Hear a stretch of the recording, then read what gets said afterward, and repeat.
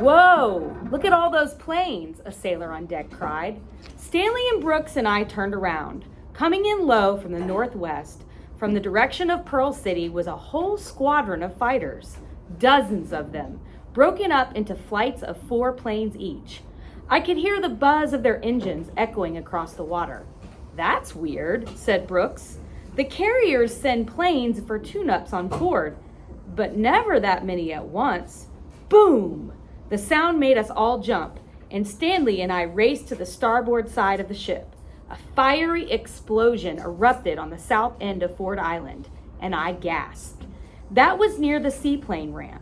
8 or 9 planes dove and circled in the air above the explosion, and I flinched as there was another boom. And another, and another. A hard, tightening knot grew in my stomach as black smoke and flames rose from the island. Something about this was not right. Brooks and a few other sailors came over to watch with us, but they didn't seem troubled. Maneuvers? On a Sunday? A sailor said. What are those papayas at headquarters thinking? Of all the blank times to have a drill, said another. It was true that the Army and Navy ran exercises like this all the time, with fake bomb explosions and anti-aircraft guns firing blanks as guns buzzed the airfields and docks. But something about all this felt off, and it wasn't just the timing.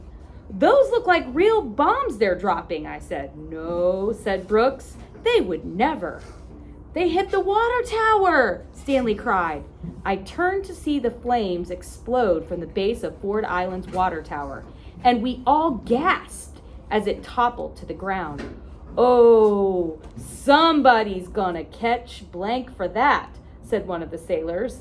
This is the best blank drill the Army has ever put on, Brooks said with a grin. He was right. If it was a drill. The sound of droning planes drowned out the Utah band playing the national anthem, and the back of my neck tingled. This didn't feel like a drill, but what else could it be? Suddenly, one of the planes pulled out of its bombing dive and zoomed right toward us. It buzzed the Utah's conning tower, flashing by so close and so fast that everyone ducked. Stanley waved to it, like we always did to the pilots flying around Pearl. But I didn't. I was too busy trying to see the markings on the underside of the plane's wing. A shiver ran through me, and I grabbed Stanley's arm. Stanley, come on! I yelled over the sound of more explosions, pulling him back to the port side of the ship. What is it? He asked. Those planes, I said. I think I saw a meatball. A meatball? Stanley cried. We ran to the rail where the sailor who had been reading the funny paper stood staring. More planes filled the air, swooping and diving and dropping more bombs. A geyser of water shot up across the harbor and splashed down. I couldn't believe what was happening. Another plane buzzed by so close, we almost could have touched it, and I grabbed Stanley's arm again and pointed. There, painted on the bottom of the plane's wing, were the meatballs. I thought I'd seen before, the round red circles that formed the rising sun of the Japanese flag. Stanley, it's not a drill, I yelled in his ear. It's a Japanese attack. Yesterday, December 7, 1941, a day which will live in infamy, the United States of America was suddenly and deliberately attacked by naval and air forces of the Empire of Japan. FDR. Part 2, Deering. It's a trick, said Stanley. A prank, it has to be. This time, I wasn't the only one rooted to the spot with fear.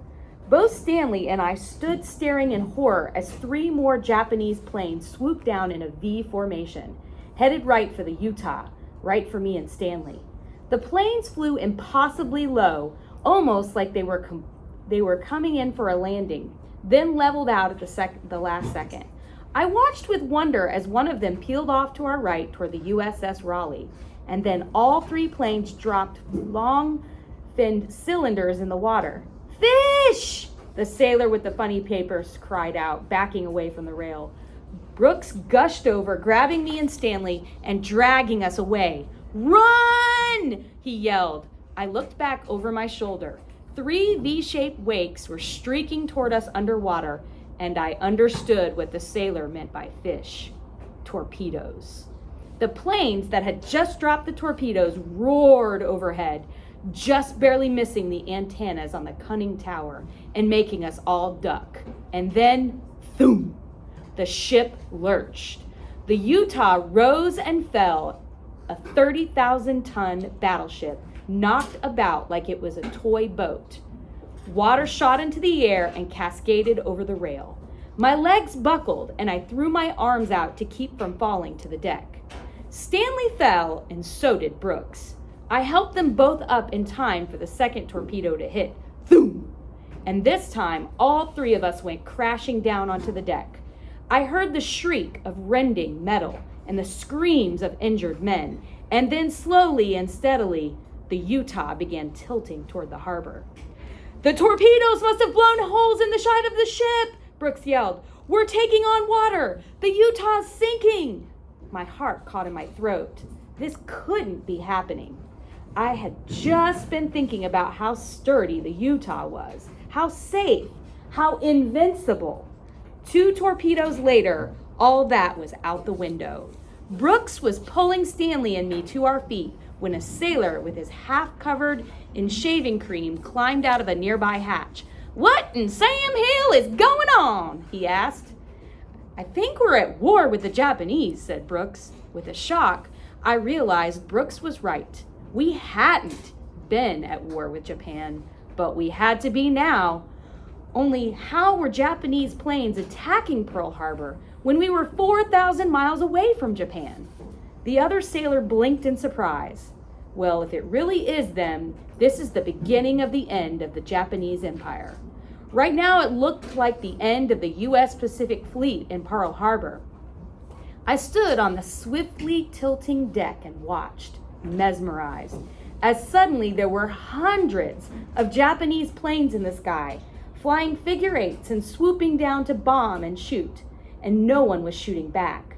Waterspouts erupted all over the harbor, and black smoke rose from Battleship Row, from the submarine base across the bay, from 1010 Dock, and the airfields on the mainland, and from the other side of Ford Island.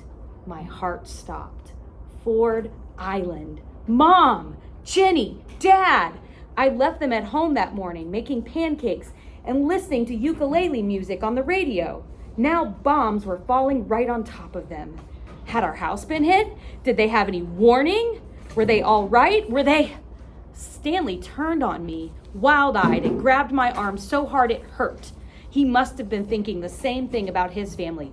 "Frank!" he yelled. "We gotta get off this ship. We gotta get home." "You're not going anywhere right now," Brooks told us. "Take cover." He pointed us to one of the big stacks of timber on the deck. "I've got to get to my station, but I'll be back." I nodded, but my legs didn't seem to get the message. I stood frozen as the big, once empty deck filled with sailors coming up from below. Some of them were in their Sunday uniforms, but others only wore white shorts or pants. One sailor stretched and yawned in bright red pajamas. They all blinked in the sunlight, trying to figure out what was going on. A Japanese plane buzzed down low and unloaded on the deck with tracer fire. Shoo, shoo, shoo, shoo, shoo, shoo. I covered as bullets pinged all around me, throwing hot sparks that burned my skin. The half-shaved sailor did a jerky dance and fell backward into the hatch. I gasped. Was he dead? Was I going to die? A voice inside me was screaming to run, to duck, to hide. But I couldn't move, couldn't think. It was all too much. This was every one of my nightmares come true at once. "Frank, get down!" Stanley cried, pulling me with him behind the big stack of wood. I threw my hands over my head as bullets struck the bulkhead around us and chewed up the timbers. I remembered Brooks joking about the target practice drills, complaining the only people who ever shot at him were U.S. planes. I bet he wished he could take that back now. Brooks! Where was Brooks? Was he okay? I looked around, but he was gone. "All hands to battle stations!" someone cried. A bugle call repeated the command more loudly, and I ducked as another explosion boomed somewhere nearby. Another plane roared overhead, and I recognized it from Plane Spotter's Guide at Home. It was a Japanese fighter plane called a Zero. I had learned the name and the plane's silhouette, but I had never thought I'd actually see one. The sounds of battle around us got louder and louder, like somebody was turning up the volume knob on a radio. I put my hands over my ears and tried to make myself small. Everybody said this was impossible. Pearl Harbor was a fortress. Battleship Row was the Just Society of America. The U.S. Pacific Fleet was there to protect Hawaii, to protect me, but right now it couldn't even protect itself. And did nobody else remember the Utah was sinking? We gotta look for an opening. Get off the ship, Stanley said, peeking around the side of the timbers. Bullets chipped paint from something metal behind us, and Stanley ducked back down. Look for an opening. Had Stanley lost his mind? If we set one toe out from behind those timbers, we would end up like the half-shaved sailor. Other sailors ran here and there on deck as bullets whizzed by and bombs exploded in the water all around us. My pants were drenched, and I wasn't entirely sure whether it was from one of those geysers or from me peeing myself.